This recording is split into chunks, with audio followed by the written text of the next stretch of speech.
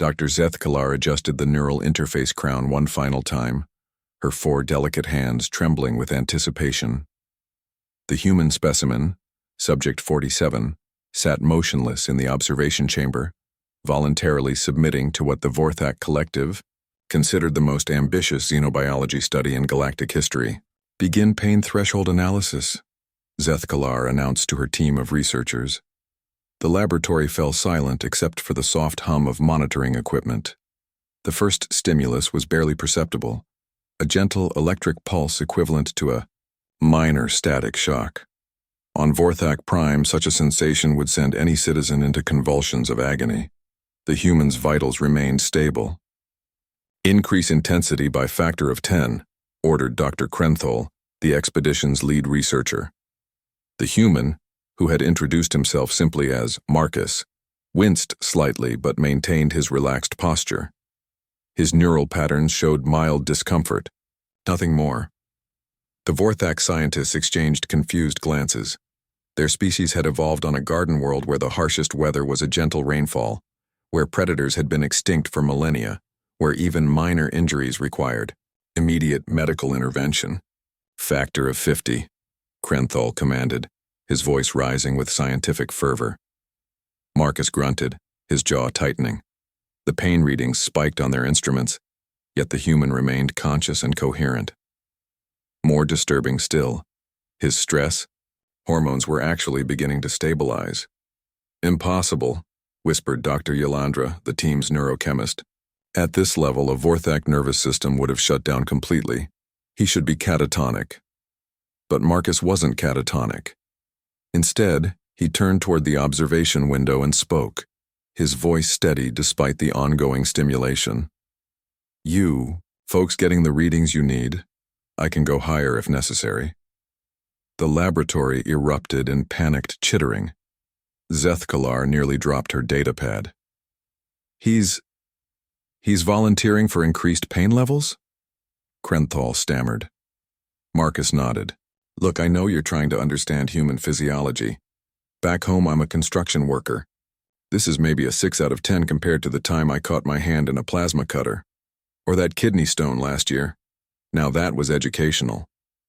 The Vorthak scientists huddled together, their advanced mathematics struggling to process what they were witnessing.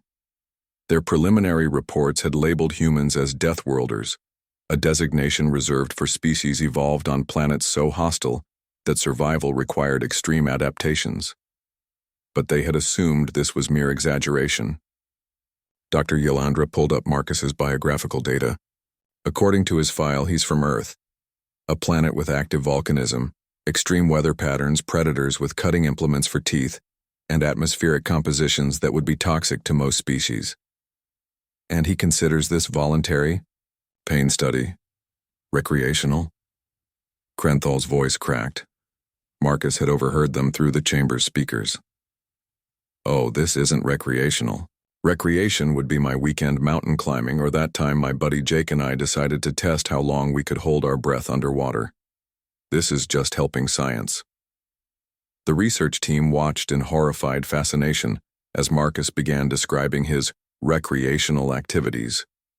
He spoke casually of deliberately inflicting physical stress on his body for enjoyment, running until his muscles screamed, lifting weights that would crush a Vorthak, swimming in water temperatures that would instantly kill most galactic species. "We need to understand the mechanism," Zethkalar said, her scientific training overriding her species' natural fear response. "How does their nervous system process trauma without complete shutdown?" They increased the pain stimulus gradually, taking detailed readings at each level. What they discovered rewrote their understanding of biological possibility. Human pain receptors didn't just register damage, they triggered complex chemical cascades that actually enhanced cognitive function under stress. Their endocrine system flooded the body with natural analgesics and performance enhancers. Most remarkably, prolonged exposure to pain seemed to create adaptive changes that made them more resilient to future trauma. "It's not just tolerance," Yolandra realized, studying the neurochemical data. Their brains literally rewire themselves to better handle pain. Each exposure creates new neural pathways that improve their response to future threats. Marcus had been listening to their increasingly excited discussion. "Yeah, we call that toughening up. Pretty standard stuff where I'm from. You should see what my grandmother lived through.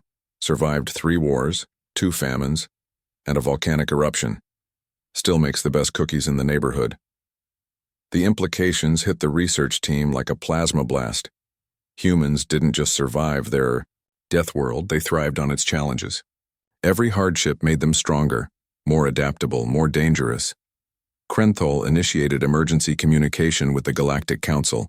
His message was brief, but world-changing. Classification update required. Humans are not merely Deathworlders. They are apex survivors whose bodies weaponize suffering itself. Recommend immediate diplomatic priority. These beings could either save or doom us all. As the research concluded and Marcus was released from the apparatus, he stretched casually and asked the question that would haunt Vorthak philosophers for generations. "So, same time tomorrow? I've got some stories about human athletic competitions. You might find interesting. Ever heard of something called ultramarathons or professional wrestling?" The silence in the laboratory was deafening. Later, in her personal log, Dr. Zethkalar wrote, "We sought to understand human pain tolerance and discovered something far more terrifying, a species that has evolved to transform agony into strength, suffering into adaptation. They are not just survivors of a death world. They are living proof that the universe's cruelest crucible can forge something magnificent and terrible. We called them Deathworlders as a warning. We should have called them teachers."